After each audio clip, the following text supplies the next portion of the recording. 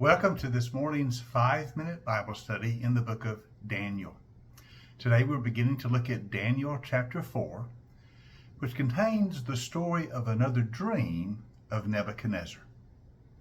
Now in chapter 2 we saw that Nebuchadnezzar had a dream about a great statue, and Daniel interpreted the dream for him of the 4 kingdoms that were to come, then to be followed by the kingdom of God. But now in chapter 4, Nebuchadnezzar has a second dream. And again, we're going to see that Daniel will be required to interpret the dream for him. But this dream is going to be far different than the one he had before.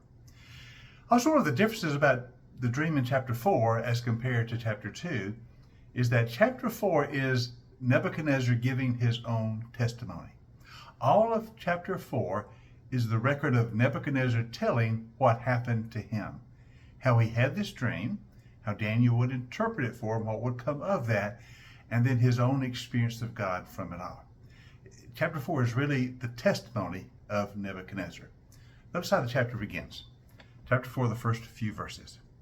King Nebuchadnezzar, to all the nations and peoples of every language who live in the earth, may you prosper greatly. Now basically that address is to all the nations and the peoples of every language. He's speaking to the people of his empire, of all the countries and areas he has conquered. So he's writing this letter to all the people who come under his dominion.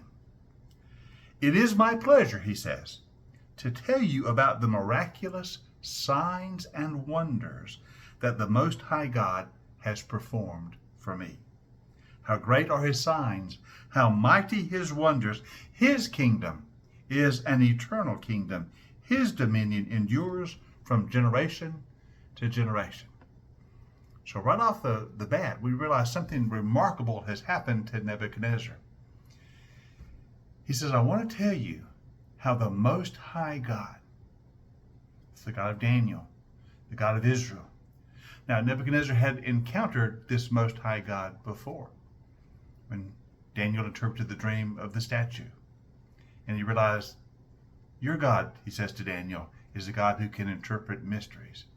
And then when God had delivered Shadrach, Meshach, and Abednego from the fiery furnace, Nebuchadnezzar had said, what God can deliver like this? Only your God.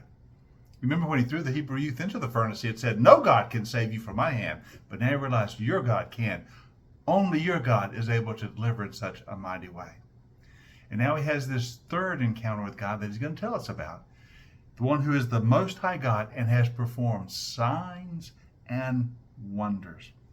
Signs and wonders that are miraculous to behold and that prove that his kingdom is an eternal kingdom. Now realize right away, something rather remarkable has happened to Nebuchadnezzar. I'd asked you in chapter 2 and in chapter 3, do you think Nebuchadnezzar had been converted? We decided no. He had come to see that God was a powerful God, the Most High God, the God of gods. But he had not really been converted. But in chapter 4, it may be, and I think probably is, that in this chapter he does experience what we would call a conversion.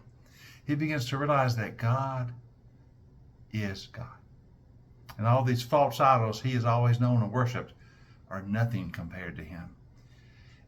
He actually comes to worship God as the Most High God. He begins to see his signs and his wonders. So this testimony Nebuchadnezzar is giving to us, I believe it is very possible and even probable that he has been converted. Now he goes on in his testimony in verse 4. I, Nebuchadnezzar, I was home in my palace. I was content. I was prosperous. But I had a dream that made me afraid. I was lying in my bed, and images and visions passed through my mind, and they terrified me. So I commanded all the wise men of Babylon to come and to interpret the dream, but they could not. And finally, Daniel came into my presence, and I told him the dream. Same as in chapter 2. None of the other magicians, none of the other advisors can interpret the dream, but Daniel can. Once again, Daniel comes, and Nebuchadnezzar recognizes that the Spirit of God is in him. And so Daniel comes to interpret the dream for him. In our next session, we'll look at the particulars of the dream, how Daniel interpreted it for Nebuchadnezzar, what it meant for him, and how it would ultimately lead to his conversion.